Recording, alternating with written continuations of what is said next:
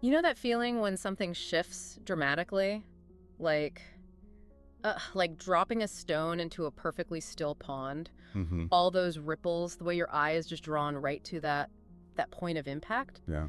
For me, that jolt, that kind of disruption, it really mirrors what happens inside us when we face a significant loss. You know, the end of a relationship The or death of a loved one. exactly, or even losing something like a deeply held belief. It's like the whole landscape of our inner world just rearranges itself around that single point of pain. And what's fascinating, thinking about that stone in the pond, is how that initial disturbance, it just becomes the most prominent feature of our awareness. Yeah. Drawing from some core ideas about perception, that ripple, the loss you're describing, becomes what we focus on most intensely. It's the figure against the ground of our usual experience. The figure against the ground. Yeah. And everything else, for a time anyway, can seem to recede. It feels less sharp, maybe less real. Absolutely. And it's almost like we're instinctively trying to smooth the water again, isn't it? Yeah. And to get back to that stillness, that sense of unbroken wholeness. We replay memories, we try to find reasons, we look for some way to make it feel complete again. Yeah. You mentioned that drive for a closed figure. It feels so fundamental in those moments. Well, that inherent human tendency towards completion, towards a sense of, finishedness, it's incredibly strong. yeah. Loss, almost by definition, leaves things unresolved, open-ended. And so our minds naturally work to try and find a sense of closure, to somehow integrate what's happened into our existing view of the world. Right, you find yourself going over it again and again. Exactly. Searching for a narrative that feels coherent, that makes some kind of sense. But what happens, and this is what I wrestle with, what happens when that smoothing of the waters just isn't possible? When the person isn't coming back or the life you knew is just irrevocably changed, that's where I start to wonder if healing isn't necessarily about, erasing the disturbance, but maybe about learning to see the new patterns the ripples create. Maybe even finding a different kind of beauty in the water that's, well, no longer perfectly still. That's such a crucial point. Consider how a river carves its path through a landscape. Okay. The initial force is disruptive, right? Maybe even destructive. But over time, that very act of erosion shapes the environment in really profound, often beautiful ways. It reveals hidden layers, creates totally new form. Oh, okay. I see that. Loss, in a way, can function similarly within our own internal landscape. It can reveal strengths, maybe perspectives we didn't even know we possessed. It's like our attention is just magnetized by the break, isn't it? Yeah. Imagine you're walking in a field of green grass, and suddenly you see this single vibrant red flower. Your eye just goes right to it. Exactly. That loss, that sudden shift in our reality feels like that red flower just demanding all our attention. Precisely. Our brains are wired to notice contrast, intensity, and what feels most relevant to our immediate experience. A significant loss is, it's a stark deviation from what we expect, from what feels normal. It's high contrast. Very high contrast against the backdrop of our lives. It's intensely felt and undeniably relevant to our current state. So naturally, our focus is drawn there. But that point of impact, that initial crack, Yeah. it doesn't just distort our view, does it? I mean, it feels like it can also refract it. Refract. How do you mean? Like light passing through a prism, maybe? Yeah. Suddenly, we might see new shades, new aspects of ourselves or the world that we hadn't been aware of before. Oh, okay. It's as if the disruption itself, as painful as it is, kind of forces us to see things in a completely new light. That altered perspective can indeed lead to unexpected insights. You might find yourself noticing details you previously overlooked, or appreciating things you took for granted. The shift in focus brought about by loss can, paradoxically perhaps, bring a new kind of clarity to other areas of your life. And it really throws off our natural rhythm, doesn't it? You know, that cycle of experiencing the world, sensing something, becoming aware, mobilizing to act, making contact, and then withdrawing to sort of integrate it. Yes, the cycle of experience. Loss just seems to interrupt that flow completely, leaves us feeling stuck or just off-kilter. Grief, in a way, feels like our internal system trying desperately to find a new way for that cycle to continue somehow.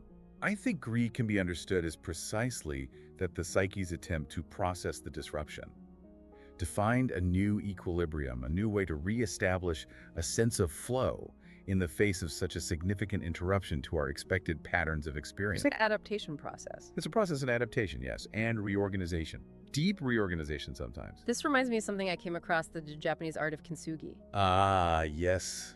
But broken pottery is repaired with gold, right? So the cracks become this deliberate feature, something actually valued. It's such a powerful image for how we might approach our own breaks, our own losses. Not trying to hide them, but recognizing them as part of our story. Maybe even something that adds to our beauty, our resilience. What resonates with you about that image? Well, the act of kintsugi, of intentionally highlighting the imperfections, it speaks to a profound shift in perspective, doesn't it? It really does. Instead of striving for some illusion of unbrokenness, it celebrates the history and the resilience inherent in the repair itself. Yeah. So, applied to our own experiences, it suggests that those cracks, those moments of loss, they aren't flaws to be concealed. They're actually integral parts of what makes you uniquely who you are now. So it's really about changing how we see that initial point of impact, isn't it? I think so. Moving from seeing the crack as just, damage or absence, and perhaps starting to see it as, well, as a point of departure, a place where something new can actually emerge. Exactly. The initial pain and shock, they naturally command your attention. That's unavoidable. Yeah. But as you navigate the experience, that point of rupture can become a kind of threshold. The threshold. I like that. A place where significant personal growth and reevaluation can begin. It's about recognizing the potential for transformation within the disruption itself. So we started by thinking about the loss as that central figure, the thing dominating our awareness. But it's not as though the rest of our lives, what you called the ground, just vanishes entirely, right? It just becomes less prominent, less in focus. Precisely. The relationship between figure and ground is dynamic. It's always shifting. When loss becomes the dominant figure, it can indeed narrow our focus considerably. It makes other aspects of life seem less significant, maybe even trivial for a time. Yeah. However, that background, the rest of your experiences, your relationships, future possibilities, it's all still there. Yeah. And it contains a wealth of potential. And so healing isn't about trying to erase that crack, is it? To pretend it never happened? No, not at all. It sounds more like allowing our awareness to broaden again so that the ground can come back into focus, so it exists alongside the memory and the impact of the loss. Yes, exactly. The aim isn't to eliminate the figure of loss, which might be impossible anyway. It's about expanding the field of your awareness so that other aspects of your life can reemerge and hold their own significance again. Finding a new balance. Finding a new balance, a new configuration of what's important, of what constitutes your reality now. You mentioned that idea of wholeness earlier, thinking about how everything feels interconnected. When we experience a loss, it's not just that one connection that's broken, is it? It feels like it disrupts this whole web of meaning. Absolutely. Yeah. Loss disrupts that felt sense of interconnectedness in your life. It creates a sense of incompleteness, what we might call an unfinished gestalt. Unfinished gestalt. Okay, the loss leaves a gap, not just in your external experience maybe, but in your internal understanding of yourself and your place in the world. There's a tension there. And that search for resolution, that drive towards wholeness, is that where a real shift in understanding can happen. Maybe not just an intellectual grasp, but a deeper insight, where we see the loss in a new context, perhaps as part of a larger pattern we hadn't seen before. Yes, insight in this context is exactly that, a significant reorganization of your perception. It's often sudden. Kind of a hot moment. It can feel like that. It's when you suddenly see your loss in a new light. Perhaps not as an absolute ending, but maybe as a transition, a turning point in your life's journey.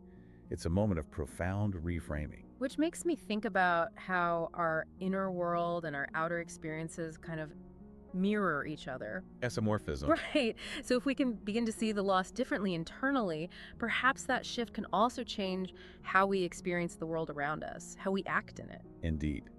There's often a deep resonance, a mirroring, between our internal psychological structures and how we perceive and interact with external reality.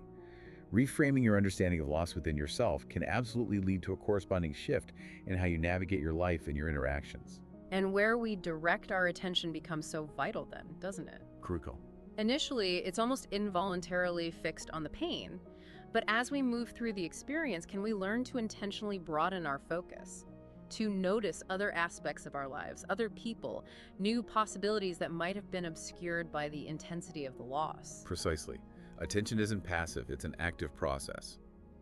By consciously, or sometimes even unconsciously, shifting your attention beyond the immediate pain of loss, You open yourself to new experiences, new details, new feelings that can enrich your life and your understanding. Because it's about actively engaging. Actively engaging with the broader field of your existence, yes.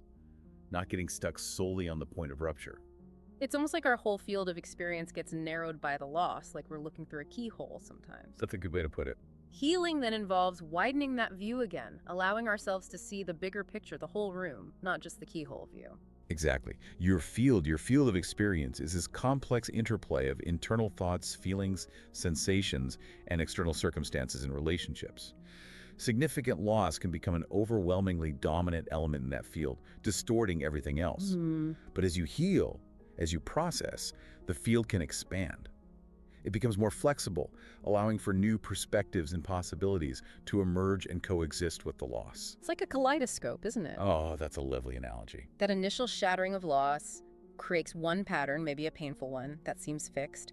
But as things shift within us, as our perception evolves, as we turn the kaleidoscope, suddenly we see entirely new configurations, new ways of seeing the same elements, the same pieces. The kaleidoscope is a wonderful way to think about it, how the shifting field of perception transforms our understanding. What once seemed fixed and solely painful can rearrange into something new, perhaps complex, potentially meaningful, as the internal pieces reconfigure themselves. And then there's that point of connection, right? That meeting between ourselves and the world with other people. Loss can really build walls there, can't it? Oh, absolutely. Making it difficult to reach out or maybe let others in. Loss can create significant barriers to healthy contact. Withdrawal is often a natural protective response initially. Right. So, healing necessarily requires a gradual process of re-engagement, allowing yourself, when ready, to connect with others and with new experiences in a way that feels safe and authentic for you now. And what about closure? It's a word we hear so often, finding closure. But in the way we've been talking about things, it doesn't sound like it's about everything neatly resolving itself, tied up with a bow. Right. It feels more about integrating that experience, weaving it into the ongoing narrative of our lives. I think that's a much more helpful way to think about it. Closure, in this Gestalt sense, is less about achieving some final endpoint, some neat conclusion where the feeling just disappears. Right, because often it doesn't. Exactly. It's more about finding a way to integrate the loss into your ongoing life story, to allow it to become a part of who you are now, rather than remaining a permanent obstacle or an unaddressed wound. Rituals, acts of remembrance telling the story, these can often aid in this process of incorporation. So these cracks we've been discussing, they're not just scars then, not just reminders of damage. No. They actually have the potential to become something more, something that allows us to see and experience the world and ourselves in a richer, maybe more nuanced way. Yes, I believe so. The experience of loss, though undeniably painful, can indeed open pathways to deeper understanding, perhaps greater empathy, a reevaluation of what truly holds meaning for you. It can serve as a powerful, if unwelcome, catalyst for profound personal growth. Which brings us back beautifully to kintsugi. It's not just about fixing something broken, it's a whole philosophy, isn't it? It really is. Embracing those imperfections, seeing the beauty in the wounds, recognizing that they speak to our capacity to love, to grieve, and ultimately to persevere. Kintsugi embodies a philosophy of acceptance. It recognizes that imperfection and impermanence are just inherent to life. It's about valuing the history of an object, including its breaks and repairs, seeing how they add to its unique beauty and story. And the same applies to us. Similarly, your experiences of loss, the ways you've navigated them, the repairs you've made, they contribute fundamentally to your unique narrative and your strength. So wholeness isn't about being flawless or untouched by difficulty. It sounds like it's more about being complete. Embracing all aspects of our experience, the joys and the sorrows, the parts that feel strong and the parts that have been tested and mended. Precisely. Wholeness encompasses the entirety of your experience, including the challenges and losses you have navigated. It's about integrating all facets of yourself, not just the ones you perceive as perfect or unbroken. It's a much more dynamic and, frankly, realistic state. And that strength we find in reframing loss and seeing it as something that can actually lead to growth. That inner shift can really bring our internal and external worlds into a new kind of alignment, can it? Feels more congruent. Yes, very much so. By finding strength and meaning within your experiences of loss, you create a greater harmony, a better resonance between your internal perspective and your external reality. It fosters a deeper sense of integration and ultimately resilience. It all comes back to the inherent fragility of life, doesn't it? That awareness that loss brings. That constant dance between holding on to what we cherish and, well, learning to let go when things inevitably change. Loss throws that into such sharp relief. The awareness of life's fragility is indeed heightened by loss.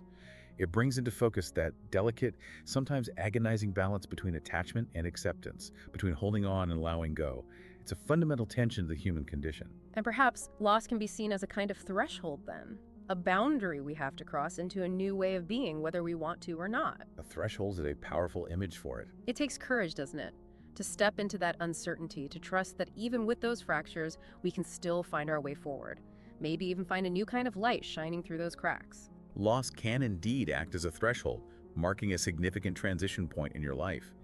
And navigating this threshold absolutely requires courage, a willingness to embrace the unknown possibilities that lie ahead, trusting perhaps in your capacity to adapt and find new meaning, even if you can't see it yet. It's almost like a catalyst for something totally new, isn't it? A kind of internal rebirth, maybe, where out of the pain and the fragmentation, new perspectives, new possibilities can emerge that we might never have considered otherwise. Yes, loss can function as a potent catalyst for profound personal change. It often prompts a deep reevaluation of your priorities, your values, and can potentially lead to the discovery of entirely new dimensions of yourself and the world around you. Which makes me think about, broader philosophical ideas facing our own mortality. How that awareness, which loss often brings front and center, can sometimes lead to a more authentic way of living, a deeper appreciation for the present moment, maybe, and a clearer focus on what truly matters. Yes, contemplating our finitude, our mortality, can indeed sharpen our focus on what is truly meaningful. It can inspire a more authentic engagement with life, a more purposeful way of living. Loss often forces that contemplation upon us. So healing isn't about returning to some previous unbroken state. That state is gone. It's gone. It's more about expanding, maybe, becoming more, incorporating that loss into the tapestry of our lives, adding to the richness and complexity of who we are. Exactly. Healing is not about erasing the past, but about integrating it into your present reality, allowing the experience of loss over time to enrich your understanding of yourself and the world, ultimately leading to a more expansive, perhaps more complex, and certainly more resilient sense of self. And it's not a one-time event, is it, this process? Definitely not. Future losses will inevitably come, big or small, and they'll bring new challenges, new lessons. It's really an ongoing journey of adaptation and growth. The process of healing and growth is indeed continuous. Future experiences of loss will present new challenges, certainly, but also new opportunities for further understanding and integration. It's a lifelong journey of navigating change and finding meaning within it. So that leaves me pondering this final thought. What if we shifted our perspective entirely? What if we stopped fearing those cracks in our lives, the breaks, the losses, and instead started to really listen to them, to what they might be telling us? What unexpected wisdom, what new and unimagined worlds might they actually reveal if we were willing to look and listen differently? That is a profound and I think incredibly important question to hold. By shifting from a stance of fear or avoidance towards one of perhaps gentle curiosity and acceptance, you may indeed discover that those cracks hold unexpected wisdom, that they can open doorways to new and genuinely transformative possibilities.